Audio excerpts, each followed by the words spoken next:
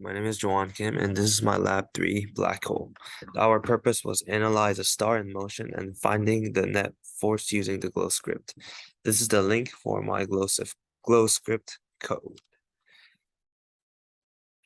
Introducing this lab, this uses Newton's second law and gravitational formula mainly, but also since we're going to use the final minus initial part for the momentum. We're going to use the momentum formula, which is P equals mv, and we're going to use and which is going to be found commonly throughout the codes.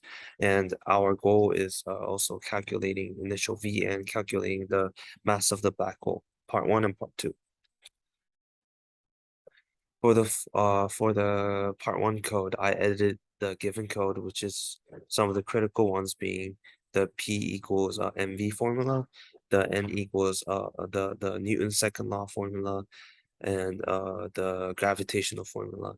As I said, they're all over the code.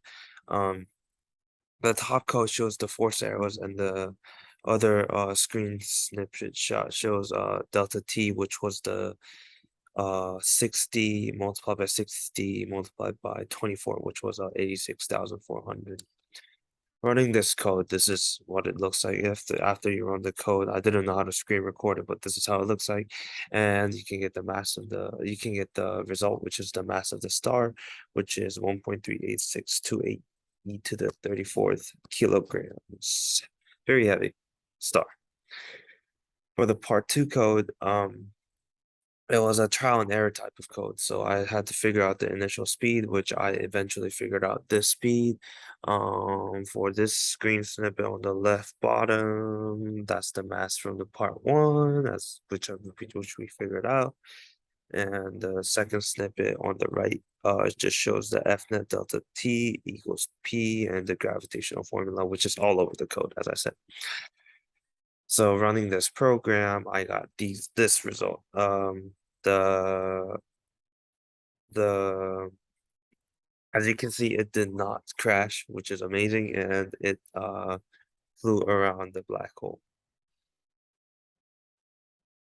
So for the what does it mean part of just like asking if the perpendicular and the parallel, think about the rate of change of momentum means and what net force means. And they're basically the same thing. You also get the same number, but this lab utilizes the momentum because you can use the final minus initial part and it's measurable. For the what if part, I tried to figure it out. I tried for quite a long time, but I just couldn't figure it out. So I asked around my friends, and then apparently you need the higher the y value, but I did give my try. And this was my lab 3. Thank you.